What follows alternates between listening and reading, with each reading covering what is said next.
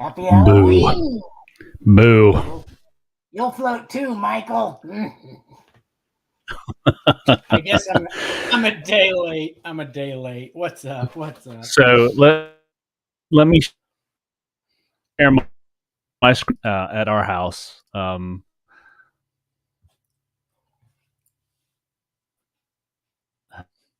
this. Boy, they just so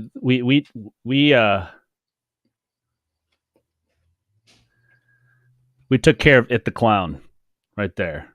So we got Texas Chainsaw. Not It the Clown, I think that's Pennywise. Yeah. Oh, Pennywise, and then Piper had to get in on too. So she didn't. She was Chucky. She didn't feel like wearing the. I see that. So you had a good Halloween. So, how are you, man?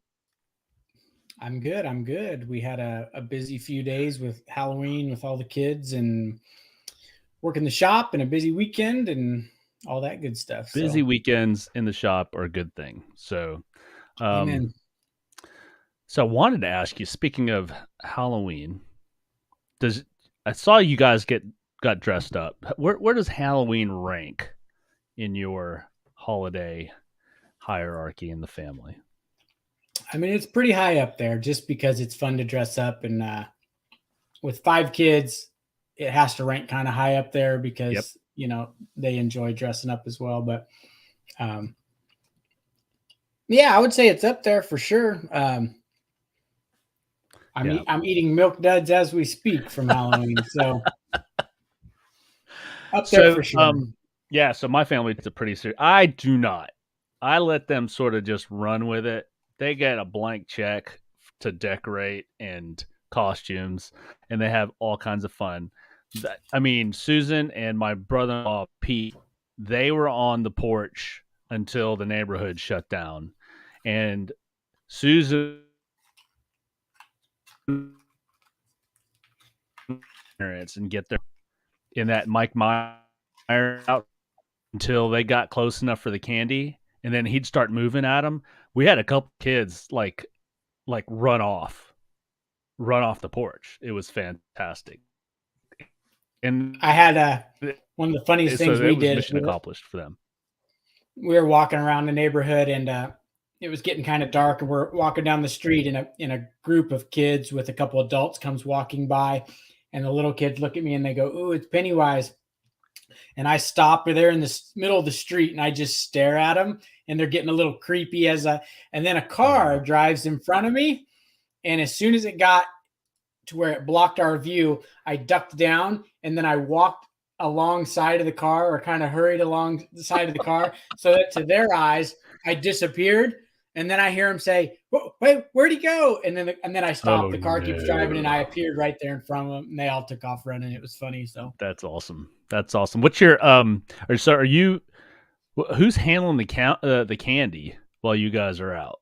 So for 13 years, our light has been off, and we've never given out candy because we're always out with the kids. So right. I actually look forward to the day where they all go do their own thing on Halloween, and I can torture kids at my house. One day.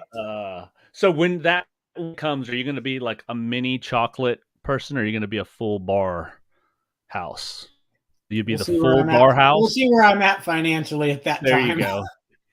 Man, our kids, so we live in our neighborhood is about a mile from the elementary school here in North Carolina. And I think 80% of that elementary school lives in our neighborhood. It was bananas. It was nuts. It was nice to see. It was nice to see. So I think, didn't you run something on Facebook as far as a spot giveaway for like favorite candy? Oh yeah. Did I see that? Yeah, one of the break spots we were trying to fill. So it was just kind of like comment your favorite candy, and that was pretty funny to watch some of the responses. Yeah. So what's your favorite candy? What's the best candy out there? Oh, come on. There we go. Are you kidding me? You see, Oh, I thought Milk you were. Duds. So you're the one. You're the one person that likes those. I get them all for my kids. Oh, sorry, dude. Those look like rat doo-doo, man. But they don't taste like it. Oh, how do you know? All right, let's catch up. You had a more exciting weekend than me, or a few days. You were in Nashville for the big card show. We're gonna save that for later on. I'd rather start the show off with you talking about that horrible candy that you're chomping on. We need your bandwidth to get better before we go into the card show too. No kidding. Is it bad? Because you're looking at me again like you don't really know what I'm saying. It's pretty bad. It's stuttering a little bit. I'll have to take the reins on some of these. Well, so so there's not that spot has already been given away in that break. Am I late on that? That was the break we scrapped. It wasn't filling, so we scrapped that one. The one before, we did post a card from your collection. So we gave that spot away. Mr. Beavers won that one. Nice. The candy one we scrapped. So real quick, hello, Anthony. Thanks for chiming in. It's Cobb. Good to have you here. Wonder if Father's Day is important at Josh's house. Is Father's Day as important as Halloween at your house, Josh? Better for me. Well, I know for next Father's Day, I'm just going to get you a big giant bowl of Milk Duds. I'll take it. When we have movie night at my house, we go up to Walgreens and they all get to pick out some candy to watch the movie. Mine's either Dots or Milk Duds. Those are my two favorites. So peanut M&Ms rules the world, man. Hey, I'm not going to turn those down either. So, let's see. Facebook user, what's up, fellers? What is up with you? I'm going to wait for my bandwidth to get a little bit better as well. You pick. Which one do you want to talk about? Do you want to talk about the World Series? Do you want to talk about Week 8 and overreactions? Or do you want to talk about any NBA hot takes? It is up to you, because I think my family is going to get off a TV or two here. Yep. And it kind of stinks with most internet providers. You don't have a secondary choice. I know we went through some ups and downs with Comporium here. And there's Facebook user. That's fruits and veggies. But yeah, Comporium finally did some work in this neighborhood. And so if I'm direct wired in, my bandwidth is flying, so I can't complain. But you don't have a choice. Most of these places got the monopoly, so you don't have a choice to go with anyone else. But I would say I'm probably most in tune with what happened around the league NFL-wise. Okay. Doesn't mean we can't dabble in some of the others. I'm really pulling for the Phillies in the World Series. Can they pull it off? The series is tied, obviously, and they're in the top of the first right now. So my stat of the week is, I got two stats of the week, and it kind of revolves around this series and some of these players. So, Schwarber's my boy, so I'm hoping the Phillies pull that off, and most people don't like the Astros. So that's where I'm at there. It's going to be tough to beat the Astros. I'll just say that. It's going to be probably a little bit of an uphill battle, but I think the Phillies can do it, so I'm pulling for them. Did I see the Lakers got their first win? Did that finally happen? It did. I believe it did. So the Lakers are now in the win column finally, but it's not looking good over there. What about the Nets? They're 2-5. I thought I had a Kevin Durant stat that was really interesting, but I don't. I ran across a Kevin Durant stat that had to do. Man, I can't remember. Maybe I'll think of it off the top of my head, but it's just really interesting to me. Those two teams are struggling as much as they are. And the Bucks, Matt, boy, that the sounds Bucks. Matt, that sounds delicious, by the way. We take popcorn, mix in peanuts, M&Ms, and Raisinets. So, Matt, I'm with you on most of that. Get them raisins out of there. We do popcorn and we mix in M&Ms. Almost every movie night also includes popcorn with some M&Ms mixed in for sure. There you go. Yeah, so this is how checked out I am. I haven't watched one inning of the World Series. My Braves got eliminated, and I just sort of check out. So I hadn't seen anything. I haven't even watched any. I am pulling for Bryce. I think a World Series for him would make a big difference in his legacy. Pretty out as far as and all the weekend sports.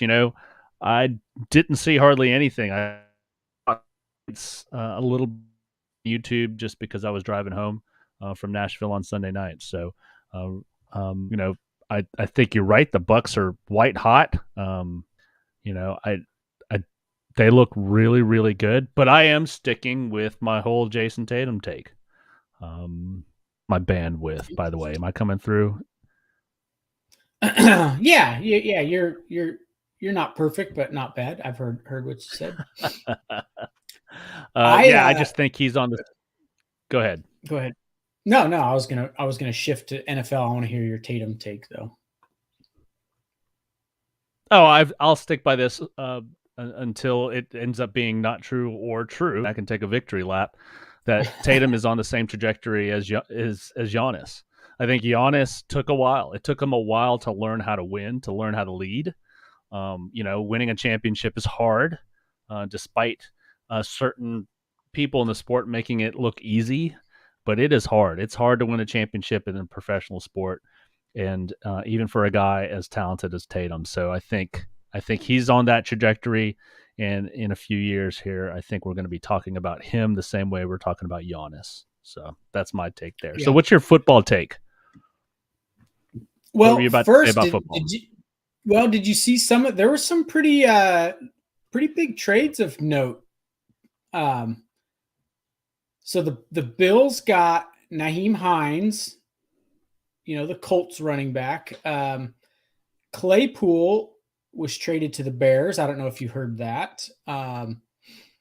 And Calvin Ridley, which this one shocks me, is now a Jaguar. He was suspended for the whole DraftKings thing for the season. Mm-hmm. That dude's that's a pretty big pickup. And then Hawkinson from the Lions is now a Viking. So there's some fantasy football implications there, and some pretty interesting trades there before the deadline.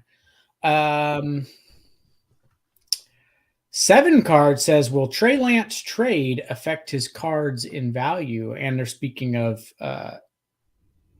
Bradley Chubb, not Nick Chubb, who was traded. He went to the Dolphins, didn't he? Yeah. So Bradley Chubb goes to the Dolphins to beef up their defense. I had not heard anything on Trey Lance. Surely he has not been dealt, but I'll answer the Trey Lance question. Everything card value wise. In fact, I picked up a Trey Lance downtown card this weekend and resold it for just a quick flip. So they're saying there's rumors on Trey Lance. Here's my hot take. Tom Brady will be a 49er next year. That's my hot take.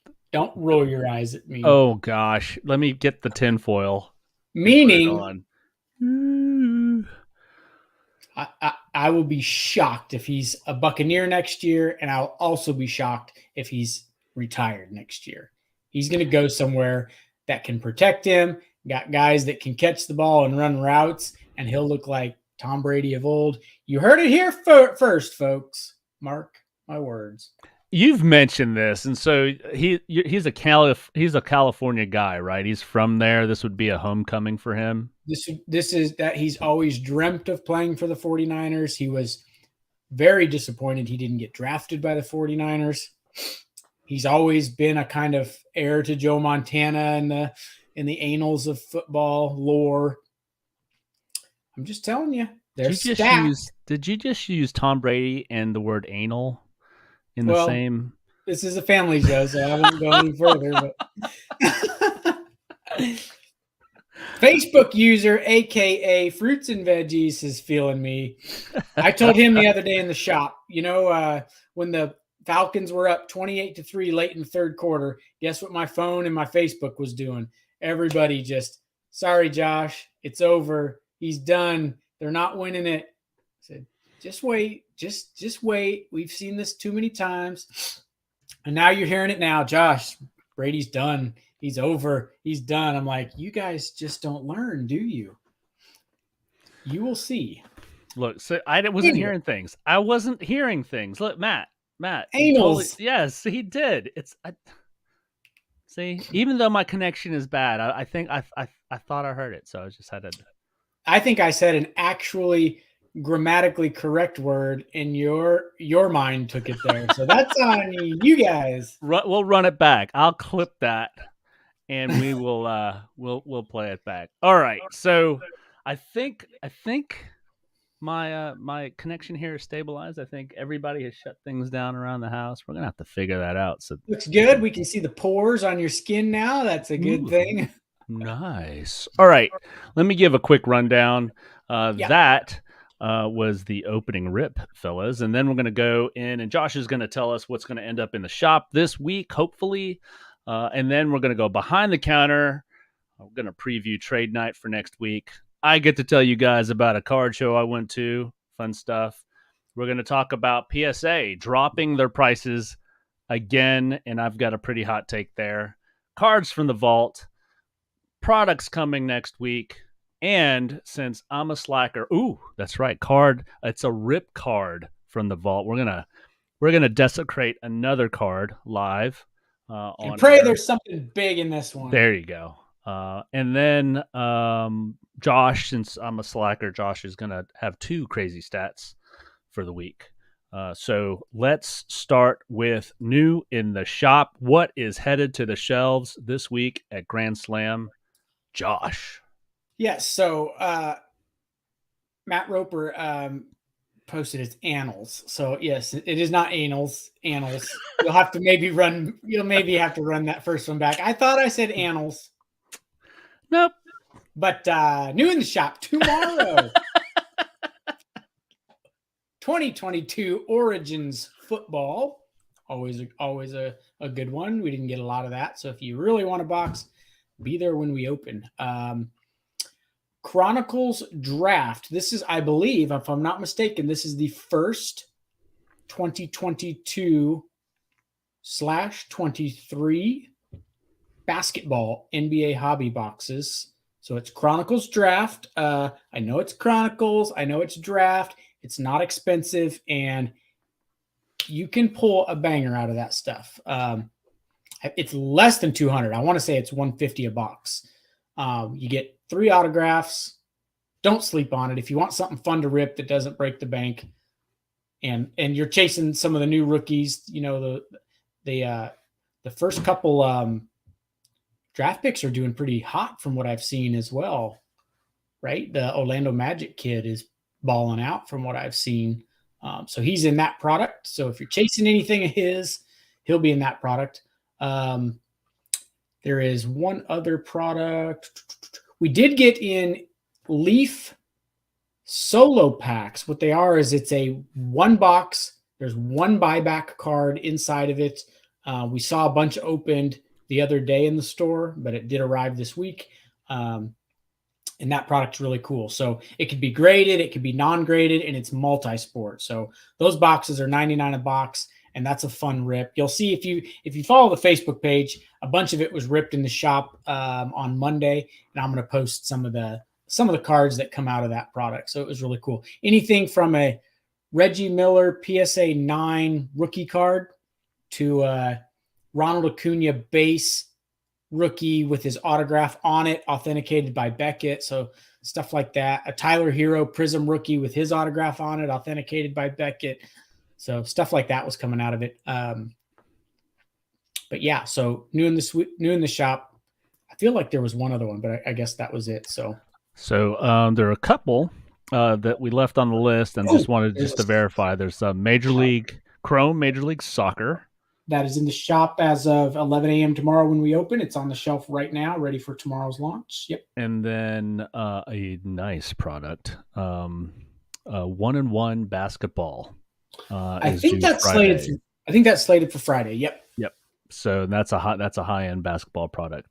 Hey, yes. Before we move off of new in the shop, this is sort of old in the shop, but I'd heard something and I didn't know whether or not you've seen any of this in the shop opened, and I wanted to verify. I always thought that Score product, which is a lower end product, right? Score football. I had heard that had players in their pro uniforms, not college uniforms.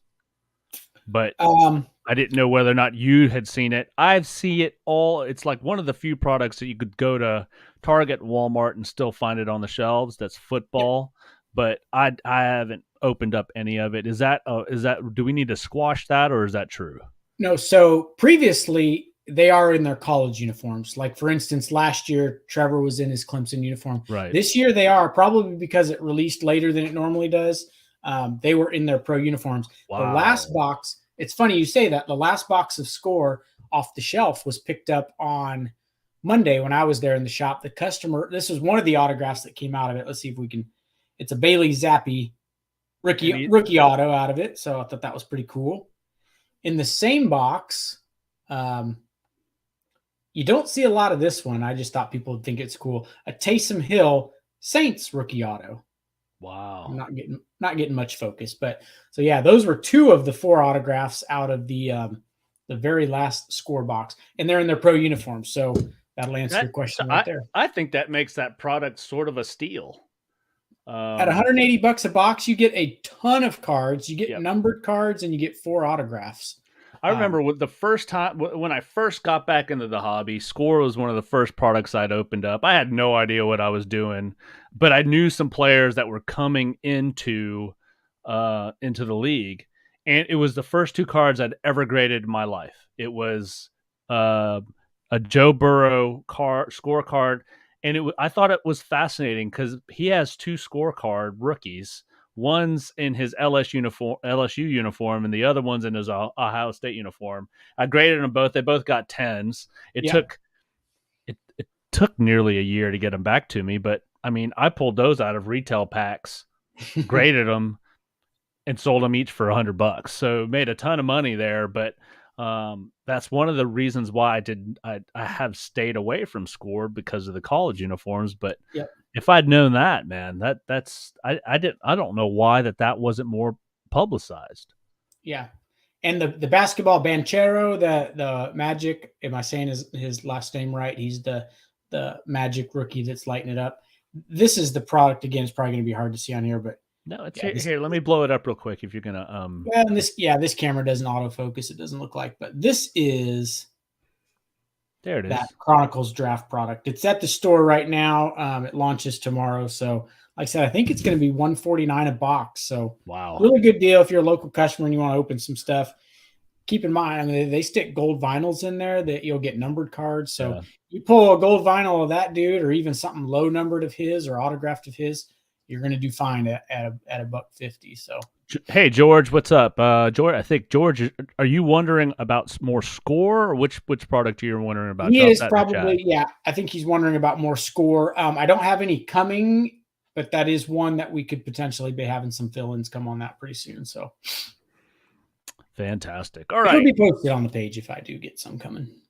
Excellent. Now, yeah, I would be totally interested in ripping some of that if they're in their pro uniforms. So, and George just did say that he was looking for Score. And Zach, I'm the guy who sold you the rip card. Hope you get something Good. Yeah, it's over there marinating off screen, Zach, and we Nice. are looking forward to seeing what's inside that thing. So, all right, let's go behind the counter.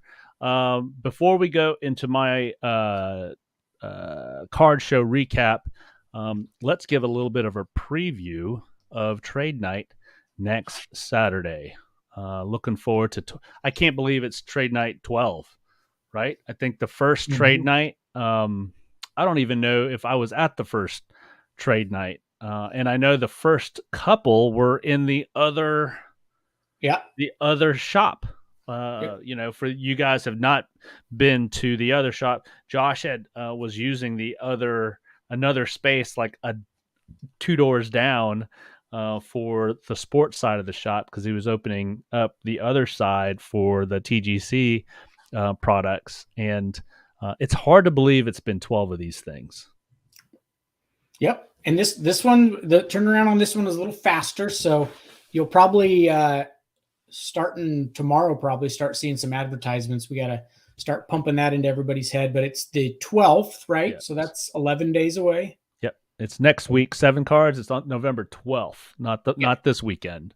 Yep. A week from this coming Saturday. So yes. November 12th, you will see a bunch of advertisement. I'm going to pump a bunch of posts on that so everybody knows, but that'll be fun. Did we say December 15th? Is that kind of like an earmark? Did we say? I think so. Let me pull that up. Josh, while I'm pulling that up, is there anything that you can tease the audience with as far as anything happening for next week's trade night? Any juicy giveaways that you've decided on? So I'm working on them. If Anthony's in the chat, me and Anthony are actually working together on something to do some giveaways. We're going to tease that in a day or two. So some really cool giveaways for that night, for sure. Fantastic. So, and the date. I don't want to give details yet because we're still hammering it out. But Anthony's going to help me on something. It's going to be really cool.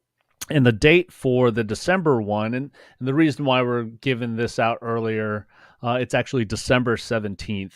17th. We're gonna run back our effort with Toys for Tots again. Last year we were able to fill. It was like overflowing, right? It wasn't just the bin; it was coming out of that bin. It's a great cause. So on that December 15th. We're going to do something to where you get something for bringing a toy, an unwrapped gift for a boy or a girl and dropping it in the Toys for Tot box. But that's in December.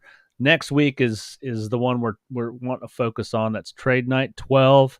Let us know that you're going to be there. Look for an email, look for some announcements. We'd like to see a big crowd there next week. I would also say that last year we did this as well. We ran kind of a charity break where all the money went towards providing Christmas for a couple families. Yep. So I've got some stuff that I got in the works. We're going to try to provide Christmas for another family or two maybe that can't. And That's so awesome.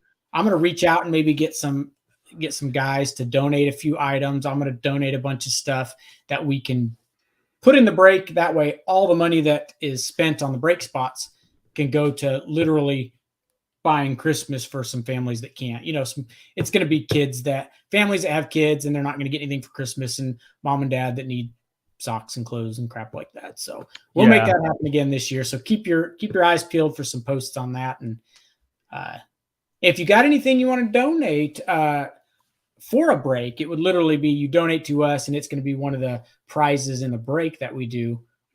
Just hit me up privately and if no one does, that's fine. I'll donate all the stuff and we'll do it right. So, well, you can count on me for some of that stuff too. So, all right, that's trade night next Saturday, the 12th.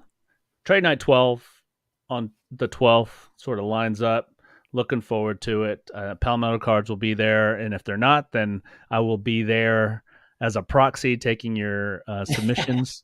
And we're going to talk about PSA here in a little bit, but I do want to go over my experience at the Nashville Card Show. To put it lightly, it was overwhelming. It was overwhelming for me, and I basically spent the whole time sitting in one spot. I couldn't imagine what it would be like for somebody walking around. There were 700. There were over the number I keep hearing is 750. Then I heard 720, but it was 700, over 700 tables. Josh. Yeah. So this is the show that's I have done pre-COVID. I did this show multiple times. And it's grown even since then, from what I've heard. So it's interesting that you went to it. We both have experience now at it. It's been a few years for me to go to that one. You and I have not talked about this yet at all. So this part I'm interested in hearing how the show was, how the turnout was, how other people told you they felt like the turnout was, and if y'all made any money, you and Jay both. So I did make money, but I'll get to that because it was basically a lightning strike. But I setting up was nerve wracking because I didn't know what I was doing. But once I got settled in, I had my buddy Jason, who had been to some shows, and a new friend. I'd met him at some shows. His name's Ryan. He's with Gem Mint Sports Cards in Atlanta, and so that was comforting to know that I had a couple buddies that I knew on either side, sort of peek at what Jason was doing, and then peek over there what Ryan was doing. Friday was slow-ish until the afternoon, and then Saturdays was bonkers in the morning. At least I thought it was bonkers. But then I talked to some other vendors, and the overwhelming sentiment was that there were too many tables. It sort of watered it down. I mean, the last time in July, my understanding is they had just over 400 tables, Wow, which is a big show. I think 400 tables is about the show for us local guys here in Charlotte. I think the Hickory show is about 400 tables. So it was twice the size as the Hickory show. And for just different times, like in the morning and then a pop in the afternoon, it was very, very, very, very busy. So which is interesting. Yeah, kind of, you think an X amount of dollars is going to get spent at these shows based on how many customers show. So if you got 400 tables and $100,000 is getting spent, I'm just making up a number, or 700 tables where $100,000 is getting spent, then everyone's getting a little bit less of that, and probably you just get lost at sea, I would imagine, with that many tables. Or by the time someone gets to you, they've already spent their budget, Yeah. So one of the things that I learned, and Ryan, the guy that was next to me, this will stick with me if I ever set up. I actually am setting up next week at the Charlotte show. He said, you got to have something that catches somebody's eye. Not so much that you want to sell, but you got to have something in your showcase or on your table that makes somebody slow down. So he had I think he had a scorecard, a golf scorecard signed by Tom Brady. And so, you just don't see golf scorecards in a showcase, and people sort of look over there and peek and, hey, what's that? And then, oh yeah, that's pretty cool, right? And then they start looking in the showcase. Sure. My challenge was, I didn't want to look like every other showcase there. But what I learned is you got to have things that people are looking for to get them to slow down. I mean, I think I had too much soccer and oddly enough, not enough baseball. I thought too much soccer. I should have. Well, I thought this close to the World Cup, people are going to want to buy before the World Cup, sort of get in there before prices spiked, and I was wrong about that. There was very, very few soccer cards that moved for me. Another thing that was really cool was meeting people that I see on YouTube. I met Jonathan from Brothers and Cards. He runs a subscription box that's really cool. I met the guys from Sports Cards Nonsense, Mike, Jesse, the other half of that podcast. He was sick. So Jesse, I hope you're feeling better. So getting to meet these people, I've been around some professional athletes, not so much celebrities, but I've been around enough professional athletes to know that these are just normal dudes with really cool jobs. But you see somebody on YouTube, you see him every day because you're subscribed to him, and then you see him walking around, and it's sort of you still sort of get starstruck, and you still sort of, hey, I see that guy on a screen, he must be famous. Kind of like SCS. Yeah, that doesn't happen to me, like never. So that was really neat. Let's catch up, Matt. Everybody knows that that's not true. People like soccer. Just not the soccer that I was. You're just ahead of the times. It's coming. You're just I'm so far ahead. I'm behind. I think that's how that works. A couple things that I did that I'd never done. I submitted 2 cards to PWCC. Now, for you guys who don't know who PWCC, they were like one of the largest eBay accounts in the history of eBay. They broke up with eBay, started their own thing. And so I submitted some big cards to them. I submitted that Jason Tatum downtown, PSA 10 to them, and Lewandowski auto 10-10 to them. So it'll be interesting to see how that does there. And so you say you submit to them. In other words, you're letting them auction your card. I am. They're an auction house. Yep. Just to clarify for people listening, when you say they're not going to be. I think their sweet spot is below sort of the golden auctions. Like, I mean, I'm sure they do some big cards, but I think golden auctions has that 10,000 and up card market. Yeah, I don't have those cards, but I do want to sort of get my 2 cards in front of an audience, and I think they have that audience. Yep. And I had a vintage soccer card, shocker, right? Soccer, that I wanted to get authenticated, and walked the thing over to JSA and handed them the card, handed them $35. And then an hour later, they said, it's good. You'll get an authentication letter in the mail. So nice. So I'm actually on that note, I'm in the process of pinning down a date for JSA to come to Grand Slam on a Saturday. It's going to be a Saturday in January, it looks like.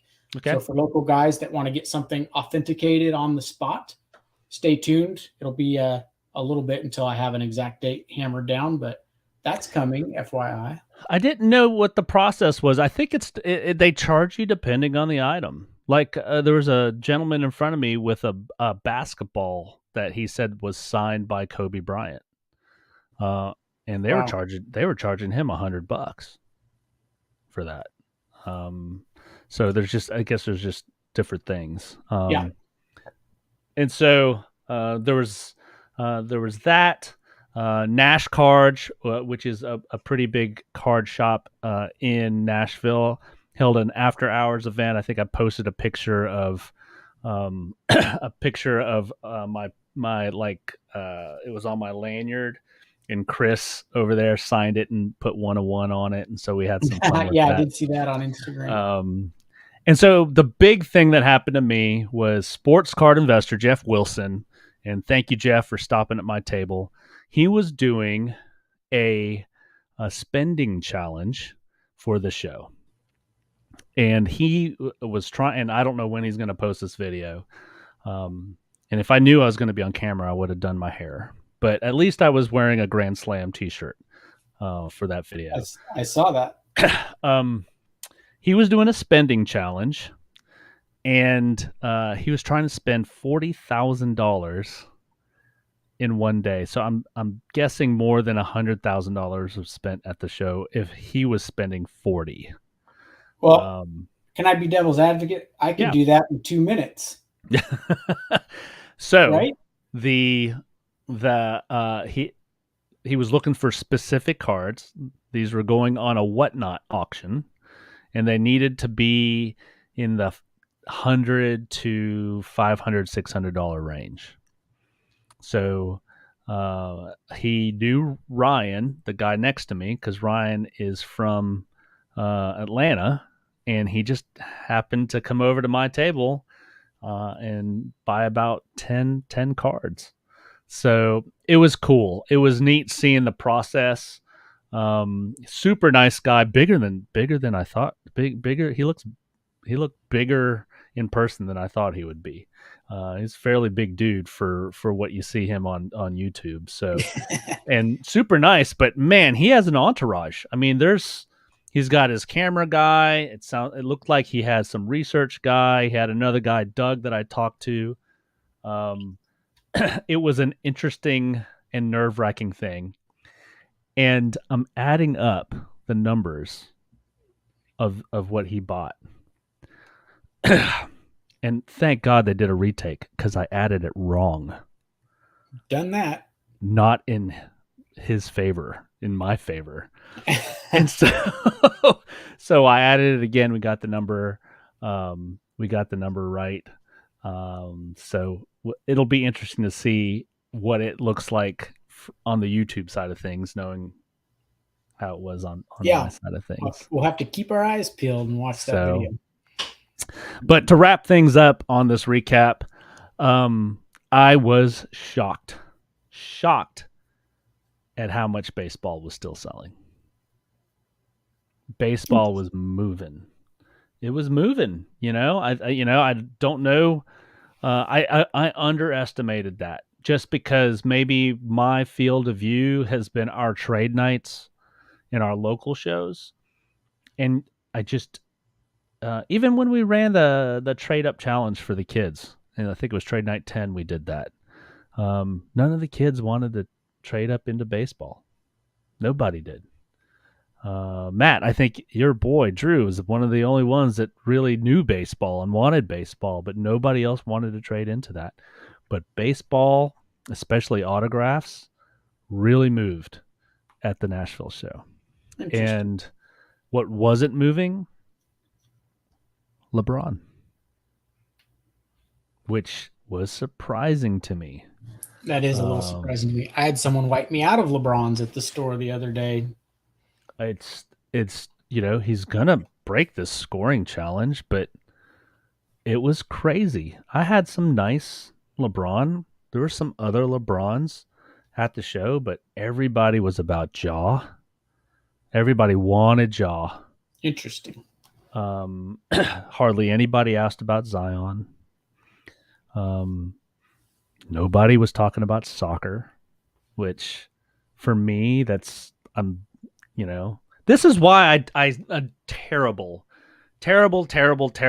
at fantasy football, because I get this confirmation bias, or I vote with my heart, and I'm not seeing the hobby or the sport or the world the way it really is. And that was the best thing about being at the show as a dealer, was I think I'm seeing the hobby differently now on how it really is, and not from what I'm buying or what I'm researching. So it was fun. It'll be interesting to see what sort of momentum or a letdown that I'll have at the Charlotte show this next weekend, because I think that's like 100 table show. Yeah. So it'll be interesting. Yep. I may make an appearance at that show. We were just talking about that today. I might try to get up there for that. Absolutely. I'll be there. I will be there. So, closing thoughts on the show. I'll go again, and we'll probably bring. Oh, one other thing. I brought sealed wax, and it just happened to be some baseball and then some soccer, but sold out of my sealed wax, which was odd, because sealed wax was everywhere, but I think that was one thing that sort of made my table stick out. So Yeah. Well, sometimes that might be the thing too that sucks them over to your table. They always say you got to have something to bring them over the table. Guys will throw their Jordan rookie and ask and put too high of a price on it, but it brings people over to the table, and yeah, that's what you're trying to do there. yeah. I told my buddy Jason. He asked me what I learned from the show, and I said you need some eye candy at your table. And my Susan was with me at this show, and so that was the eye candy for this show. She's not going to be at any other shows, so I got to find some other things to get people to stop and talk to me besides having my beautiful wife with me. So I can't depend on that at these card shows. So George, where's the card show? So that one is at is it the Crown Plaza over there off of Arrow Road, I believe. We'll drop that in the show notes. It's been there for the same place for the last few months. So it used to be the one that was in at the Carowinds exit at the Clarion, and then they moved it into Charlotte. Thank you, Anthony, for that offer. Anthony, he's trying to sell cards, not run people off. I want people there. So, yes, Hilton Executive Park. Thank you, 7 cards. Here's a hot take. Zion is going to be the next Greg Oden. I don't know. 7 cards, I will say. And maybe you would agree, if he stays healthy.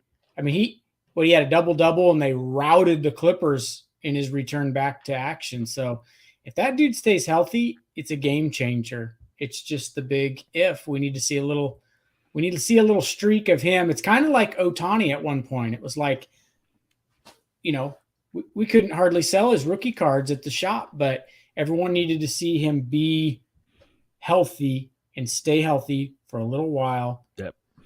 And then it goes bananas. And the same could be said with Zion. If he goes the rest of the season fairly healthy, and they look good, they're 4-2 right now. If they just keep on whooping people, watch this stuff. It could be really good. I picked up a nice Zion rookie in the shop on Saturday. I'll pick some up. If somebody comes to my table and they're reasonably priced, and that's something that I'm probably going to target as well. So, speaking of game changing, that nice segue there, Josh. PSA dropped their prices again. Did you see that? I did.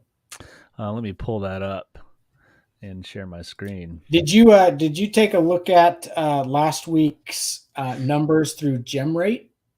I did not. So the updated numbers from last month we'll post probably today or tomorrow.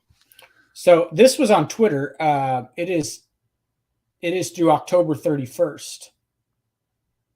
So I don't know if that's what you're referring to, but no, this happened today. Well, yes, I'm talking about the number of cards. So GemRate did post it. So we'll take a look at that. $15 a card. That sounds eerily like pre-COVID numbers. Yeah, it's got to be the fact that the hobby has cooled enough that they are now staffed for bear, and the cards just aren't coming in, and so now they can handle this, and they can drop the price to get those numbers even more tantalizing. Right? What's the maximum declared value on that? Is it still $199? Yep, yeah. $200, which. That's I heard a couple guys talking about it today, with the overall market cooling, how can they, really, how are they going to police that? That's kind of crazy to me that they can put that out there, but I honestly think even with the declared value limit, here's the hot take on this. I think this is checkmate. I think this may be checkmate for for the other grading companies, because I don't know if other grading companies can withstand PSA taking this much of the pie. I just don't know. Yeah, I mean, turnaround times mean a lot, and bad tastes in people's mouth means a lot. That CSG, I don't know if you'll pull up gem rate at any point here shortly, but they're still way up. Yeah, I'll pull that off screen. Go ahead. And PSA is way down. So I don't know. I know personally people that are like, I hate PSA, and so they're just going to continue out of spite just to grade with other companies. And that turnaround time, you said SGC, what 5-day turnaround time is just insane. So what's the turnaround on the 15 card? Is it still 90, 100? It's 120 days. That's 120 business days, which is like 6 months, right? Yep. Nobody wants to wait 6 months when they can submit the same card to one of the lesser companies and get it back in a week. That's the only place I'll disagree with you on, checkmate. Yeah, I can't, because I am that way. I refuse to send even my lower end stuff to PSA at $15 a card because I don't want to wait 6 months. The dude could be Tua and 2 games and 2 concussions and his career's over. And you've got a dozen cards sitting at PSA. See, the thing is, Josh, is I think they've learned their lesson. I sent, and I'll pull these screenshots up when my internet's working. I don't even know if you can even see me, but because I just tried to get on Instagram and it kicked me out. So sorry for the technical difficulties. But let's see, the first weekend in October, I sent at the $30 level, which is that was supposed to be 60 to 90 days. I sent those the first weekend in October, and I got them back this weekend. Okay, so 30 days, 20 business days. Yeah, which was super fast at a $30 level, and so. That's the $30 level, though, not the $18/$15 level. Right, but they exceeded expectations. I think that's the lesson that they've learned. Is they learned that in order to be the leader in this space and not leave any sort of daylight for anybody else, is they need to exceed expectations, and put their competition in a spot to where it's impossible for them to either be profitable or exceed expectations themselves. And so what will happen is other grading companies will be forced to drop their pricing, and SGC, they're hanging their hat on exceeding expectations, but if they start getting crushed, they won't be able to do that.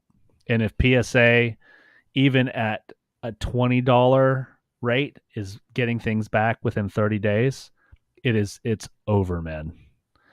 Except for the declared value.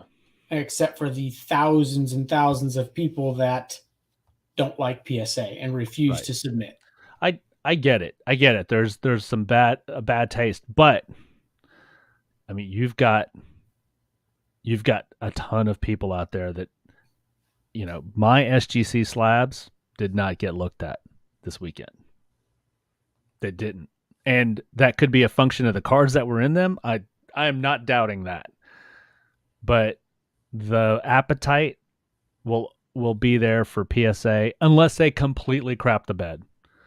Unless they do it again. Unless they get overwhelmed and shut down again and pricing goes to $150 a card. But, they are... Well, if they get their turnaround times down to a unbelievably impressive level, they need to advertise that, because as long as they say 120 days, I'm not submitting them with them. Unless I've got a Brady, numbered downtown card that needs to be in a PSA holder for monetary reasons, then I'm sending it there. But all my other stuff is not. I'm not wasting my time sending it off and waiting months to get it back. So No, I get it. I get that. But I'm telling you, man, I'm sitting here had zero expectation of these cards being back until December, and I'm looking at them, and I'm like, devil's advocate then would say, it seems like there's no rhyme or reason to the order at which they check their cards in, grade them, and send them back out. Because sometimes people will get back cards that they sent after the ones they sent before, and they haven't got that. So PSA does a piss poor job, from what I've heard, of managing those orders appropriately. So this shipment may have been one that just some idiot moved it to the front of the line, and all of a sudden you got it back in record time, and that probably ain't going to happen most of the time. So I get it, but my knee-jerk reaction. Do you though? I do. No, so my knee-jerk reaction. Did you hear that? So my knee-jerk reaction is going through all my SGC slabs now and figuring out which ones I'm going to crack. Okay. Because at $15 a card, I've basically used SGC as a pre-grading. Yeah. So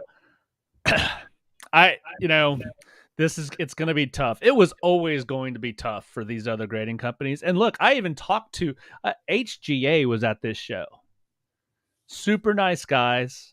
I even offered for them to. I said, look, if you want to tap into our audience, tens of people at our audience, come on to the podcast. We'd love to hear from you. You probably went around to each person saying, "Would you be on our podcast?" Would you? I did not. I did not, but I did have this little the QR code. So if somebody used Venmo, they could just scan and subscribe to our podcast. Nice. But, well, riddle me this then. Why is CSG up 69%? Is that split off of their TCG number? So this says items graded, sports and miscellaneous last week. All right. But before you say, the other one is items graded last week. So I sent you the two through Telegram. Okay. So what's the difference? One says items graded. The other one says sports and miscellaneous items graded. Right. So items graded, that's all together. That's sports and TCG. And the other one is just sports.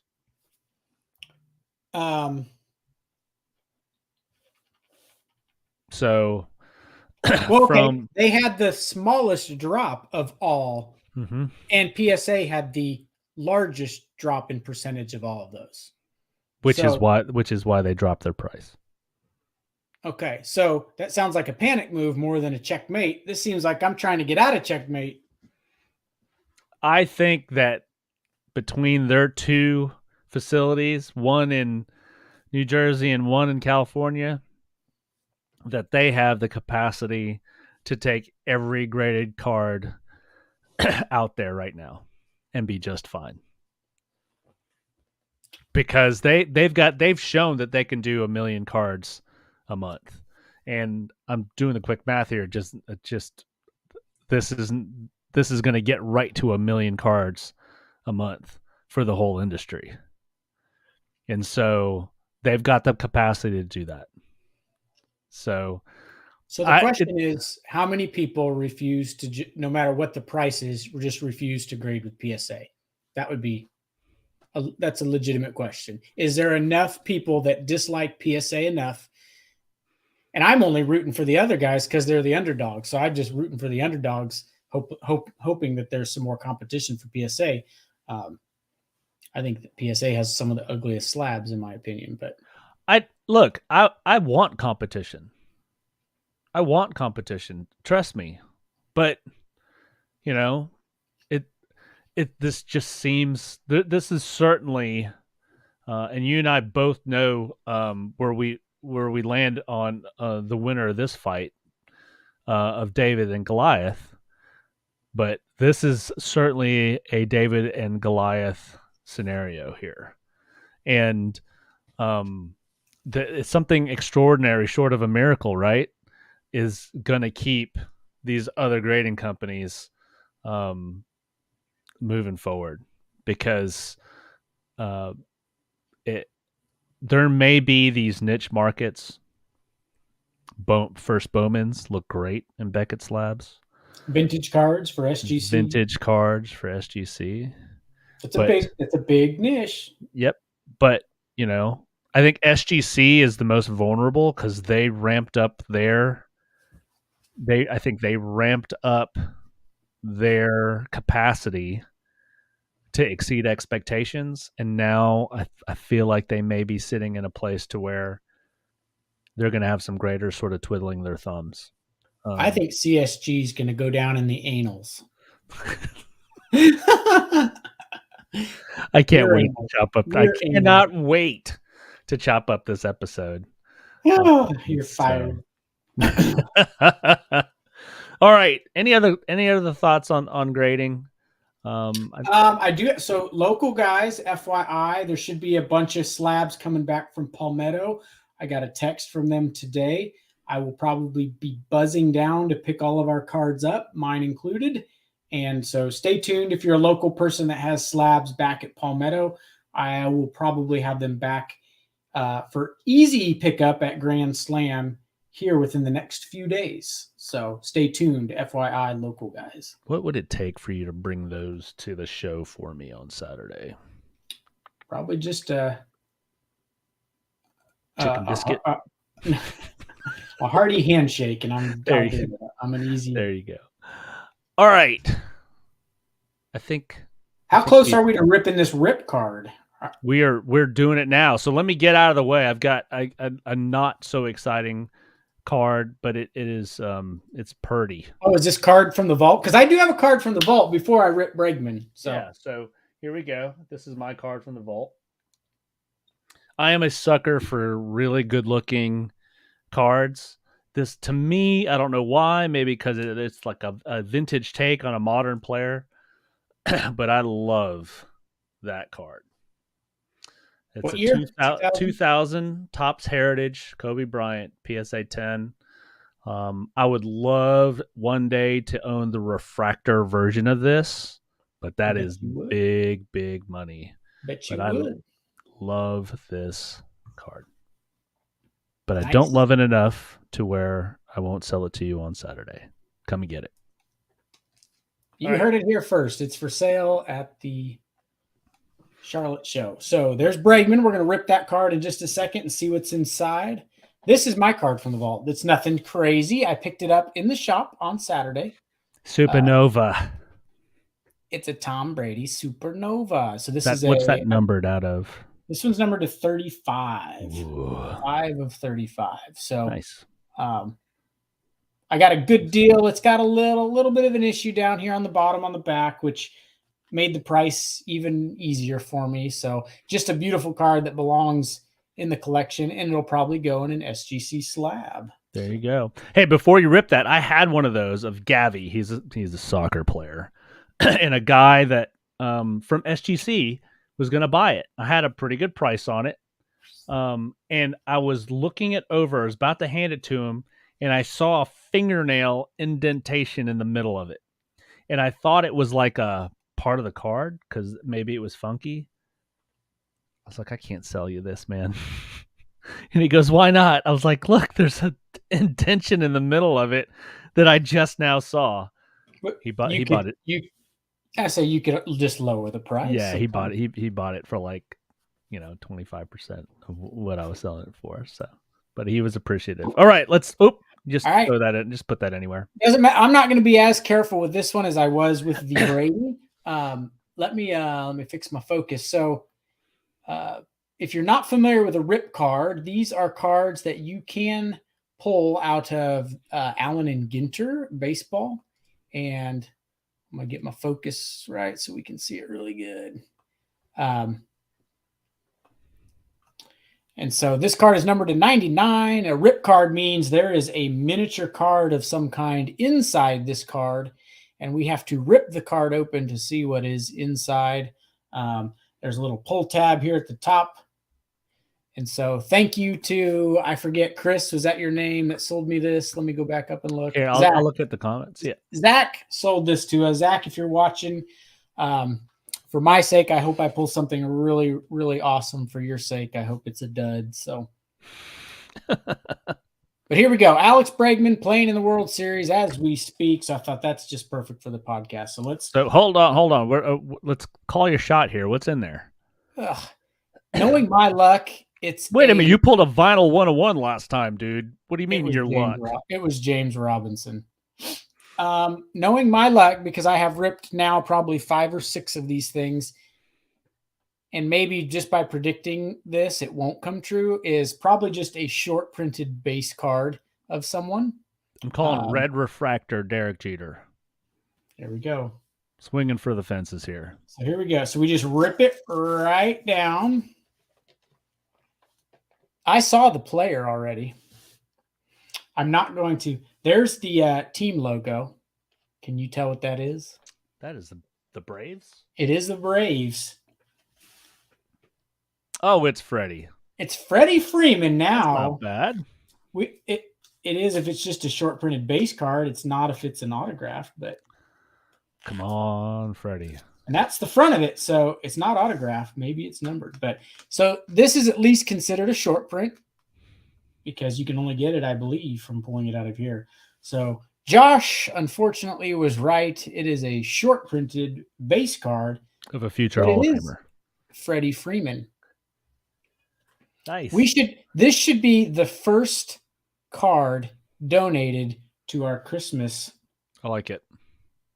So amongst many, many others that we'll make a big juicy break. But so there is a rip card. If you're not familiar with these, you can very carefully top load these back up and they'll sell for $5 to $10 like this, because technically it's a numbered to 99 Alex Bregman card. Every time I come across a rip card that I can pick up in the shop, we're going to buy it. We're going to rip it on here. And one day we're going to pull something really juicy. But that is the inside of the Alex Bregman rip card. Fantastic. Super cool. Super cool. All right. Let's wrap things up here. What's coming to the shop next week, Josh? You said that you wanted some of this and you didn't get it. Topps Cosmic Chrome Baseball. I did not get any allocated. I put in for it. I got the bad news yesterday. That doesn't mean I won't have it, though, because I do have another distributor or two I can check with. So I'm not saying we won't have it, but it's not looking good. Maybe we'll have it on the rebuys. Tell me why you were disappointed. Tell me why this was attractive to you. It looks really cool. It's Topps Baseball, so it's licensed. It's Chrome, and I think I think they're going to hit kind of a little bit of a home run with this one, being the kind of the cosmic-y chrome, cool looking card.